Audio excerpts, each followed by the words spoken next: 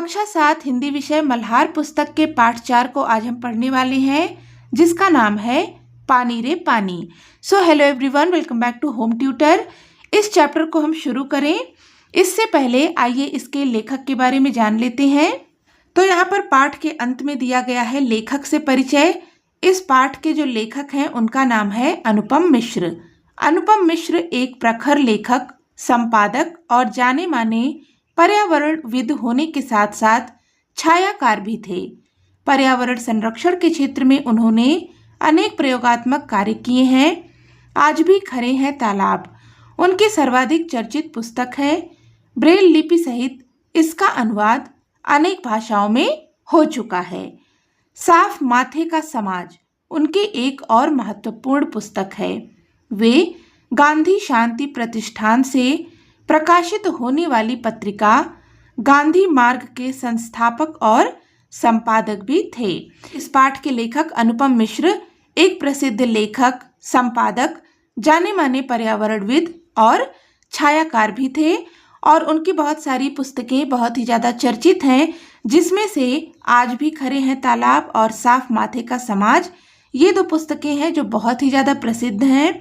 तो इनका जो समय है वह है 1948 से लेकर के 2016, यानी कि 1948 में उनका जन्म हुआ और 2016 में उनकी मृत्यु हुई।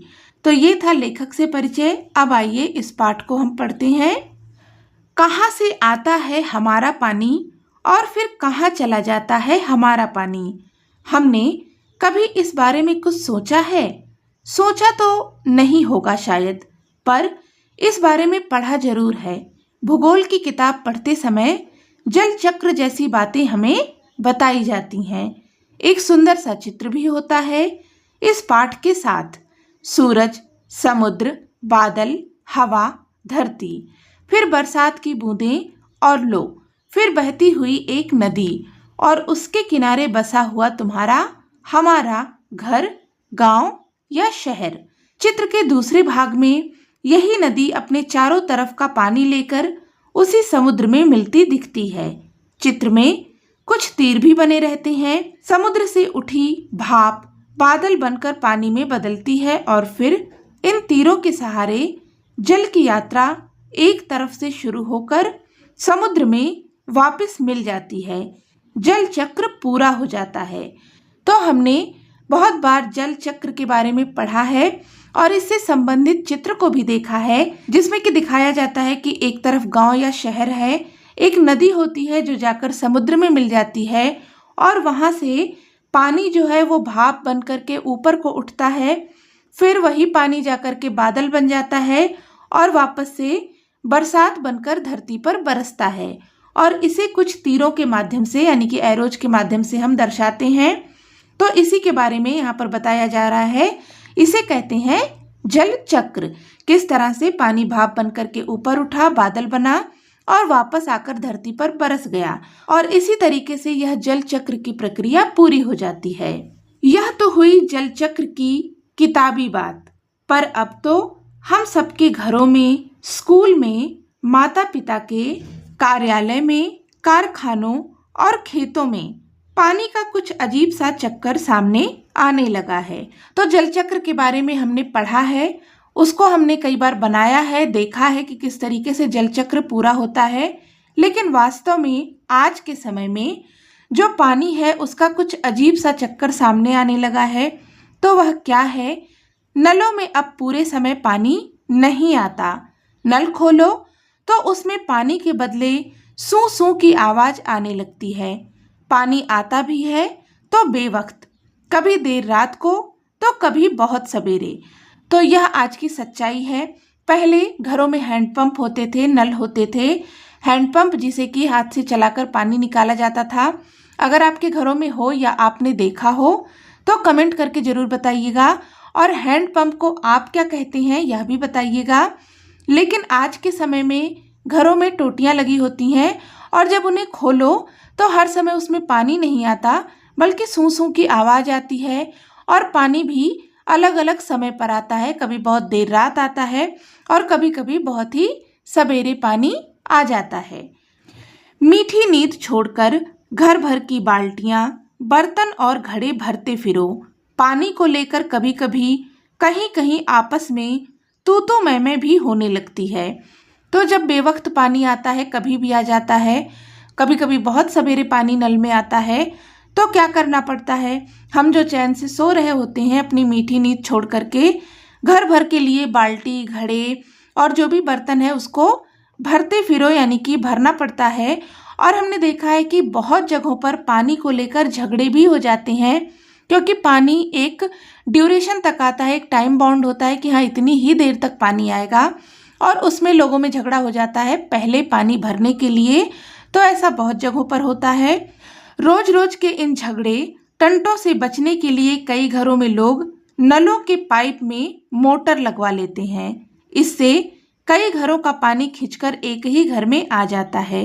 यह तो अपने आसपास का हक छीनने जैसा काम है, लेकिन मजबूरी मानकर इस काम को मोहल्ले में कोई एक घर कर बैठे तो फिर और कई घर यही करने लगते हैं।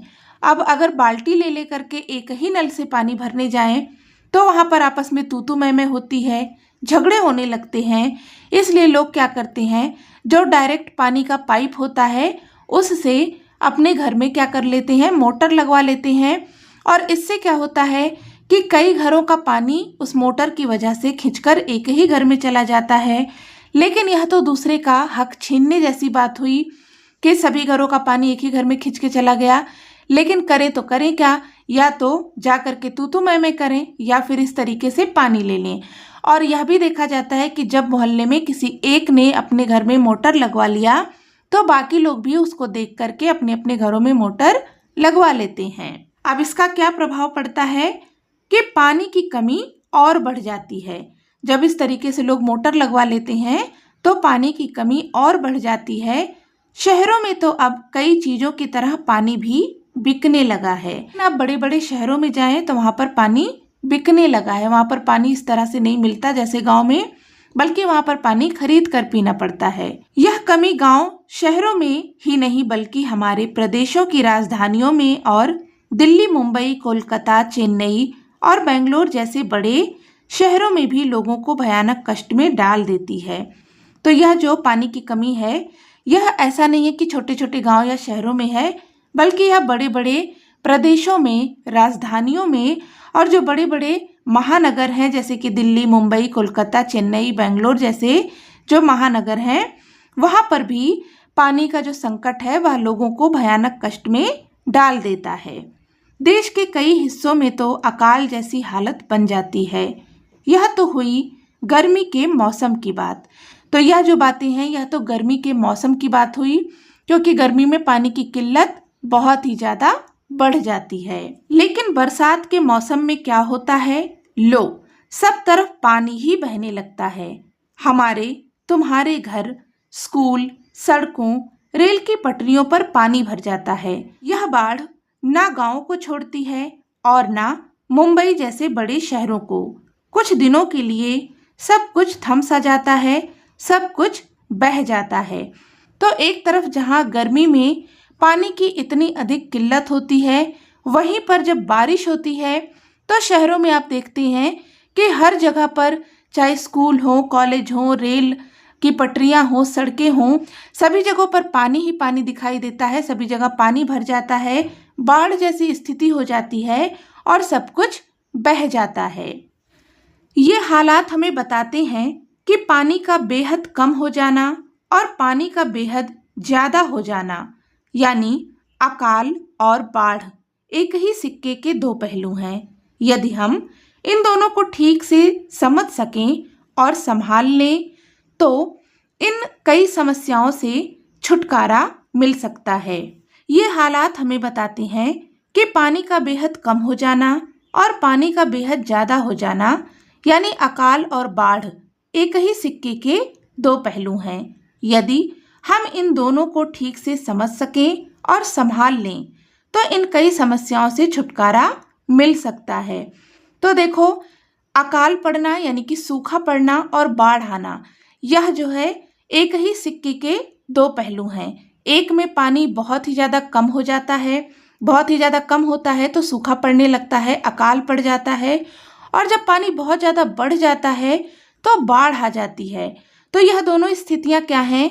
एक ही सिक्के के दो पहलू हैं, और अगर हम इसे सही से समझ लें और इन स्थितियों को सही से संभाल लें तो हमें बहुत सारी समस्याओं से छुटकारा मिल सकता है। तो यह कैसे हो सकता है, इन स्थितियों को हम कैसे संभाल सकते हैं, वह आगे बताया गया है। चलो थोड़ी देर के लिए हम पानी के इस चक्कर को भूल जाएं और याद करें अपनी गुल्लक को। जब भी हमें कोई पैसा देता है, हम खुश होकर दौड़कर उसे झट से अपनी गुल्लक में डाल देते हैं। 1 रुपया, 2 रुपया, 5 रुपया, कभी सिक्के तो कभी छोटे बड़े नोट, सब इसमें धीरे धीरे जमा हो जाते हैं। फिर जब कभी हमें कुछ पैसों की ज़रूरत पड़ती है तो इस गुल्लक की बचत का उपयोग कर लेते हैं। तो यहाँ पर कह रहे हैं कि चलो ये जो पानी का चक्कर है, अकाल पड़ना, बाढ़ आना, इन सारी चीज़ों को हम थोड़ी देर के लिए भूल जाते हैं और अपनी गुल्लक को याद करते हैं। गुल्लक यानी कि जो आपके पास मनी बैंक होता है, उसे हम याद करते हैं कि उसमें हम क्या करते हैं, जब भी हमें कोई पैसे देता है तो हम बड़ी खुशी खुशी जाते हैं और अपनी गुल्लक में उन पैसों को डाल देते हैं, उन पैसों को इकट्ठा करते हैं। तो ऐसा तो नहीं होता ना कि एक साथ बहुत सारा अमाउंट हमें मिल जाए और हम पूरी गुल्लक भर दें, ऐसा नहीं होता, बल्कि छोटे छोटे से अमाउंट से वह गुल्लक भरती है। कभी 1 रुपया, कभी 5 रुपया, कभी 10 रुपया, कभी 100 रुपया। तो इस तरीके से छोटा बड़ा अमाउंट मिल करके वह गुल्लक हम भरते रहते हैं, उसमें डाल देते हैं, और जब भी हमें पैसों की ज़रूरत होती है तो उस गुल्लक से हम निकाल करके पैसों को खर्च करते हैं, अपनी ज़रूरत को पूरा करते हैं। हमारी यह धरती भी इसी तरह की खूब बड़ी गुल्लक है। मिट्टी की बनी इस विशाल गुल्लक में प्रकृति वर्षा के मौसम में खूब पानी बरसाती है। तब रुपयों से भी कई गुना कीमती इस वर्षा को हमें इस बड़ी गुल्लक में जमा कर लेना चाहिए। हमारे गांव में, शहर में जो छोटे बड़े तालाब, झील आदि हैं, वे धरती की गुल्लक में पानी भरने का काम करते हैं। तो यहाँ पर लेखक कह रहे हैं कि हमारी यह जो धरती है एक गुल्लक के समान है, मिट्टी की बनी हुई है, और इस गुल्लक में प्रकृति हमें बरसात रूपी जो पैसा है वह देती है।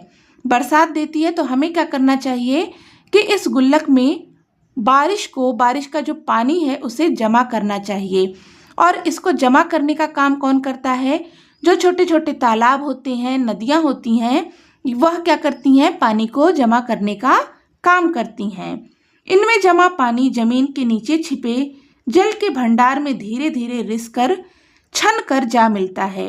इससे हमारा भूजल भंडार समृद्ध हो जाता है। पानी का यह खजाना हमें दिखता नहीं, लेकिन इसी खजाने से हम बरसात का मौसम बीत जाने के बाद पूरे साल तक अपने उपयोग के लिए घर में, खेतों में, पाठशाला में पानी निकाल सकते हैं। तो यह जो नदियां हैं, तालाब हैं, यह क्या करती हैं?